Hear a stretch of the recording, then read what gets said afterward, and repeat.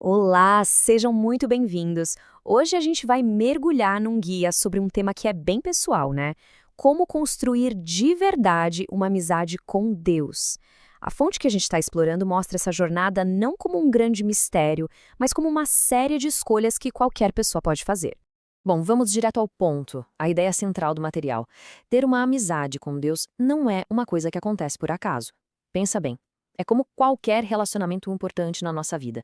Exige vontade, tempo, energia.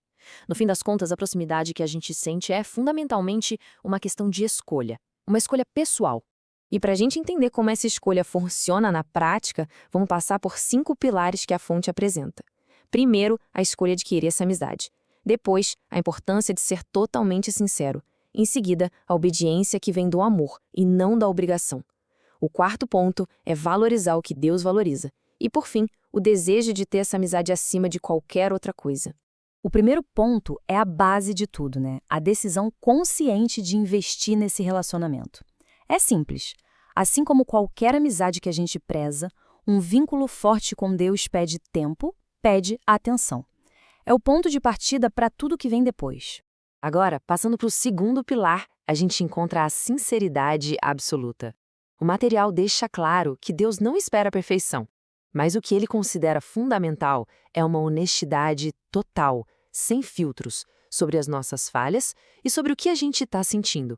E olha, isso não é nenhuma ideia nova. A fonte aponta para várias figuras da Bíblia que eram amigas de Deus. E sabe o que elas tinham em comum? Elas reclamavam, questionavam e até discutiam com ele. Essa franqueza toda era uma marca registrada do relacionamento deles. Pega esse exemplo de Moisés. Que conversa franca, hein? O que pra gente poderia parecer uma baita ousadia, a fonte argumenta que Deus vê como autenticidade. É um sinal de uma amizade de verdade, construída na transparência, e não com aquelas frases religiosas prontas que todo mundo decora.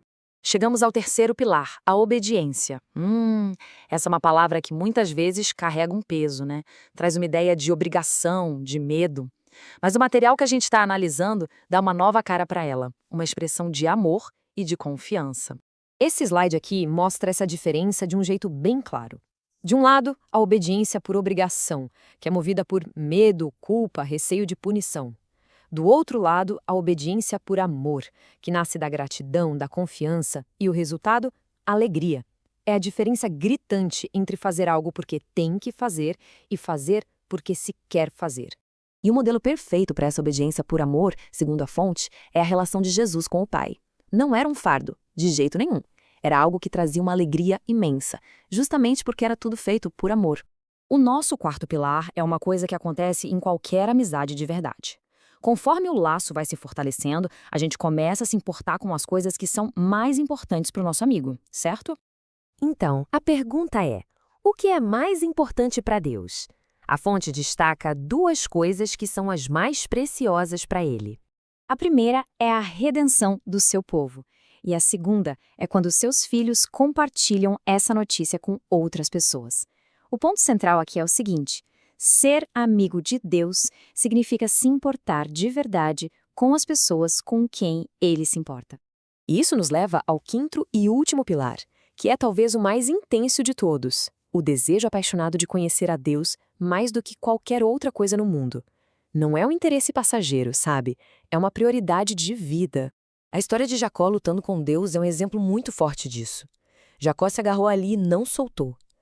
Essa luta exige contato, exige proximidade.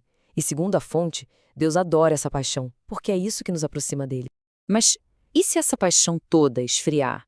A fonte encara isso de frente e descreve o sofrimento não como uma punição, mas como um tipo de megafone de Deus. É como um chamado para despertar, vindo de um Deus que se importa e que quer nos trazer de volta para perto. Para quem sente que perdeu esse desejo, o conselho da fonte é incrivelmente simples. Primeiro passo: peça a Deus por essa paixão. E o segundo, continue pedindo. Insista até receber. O simples ato de pedir já é um passo de fé gigantesco. Com base em tudo isso que a gente viu, a fonte nos deixa com uma pergunta para reflexão. No meio de tantas correrias e prioridades, fica a questão: será que a coisa mais importante da vida acabou ficando para trás?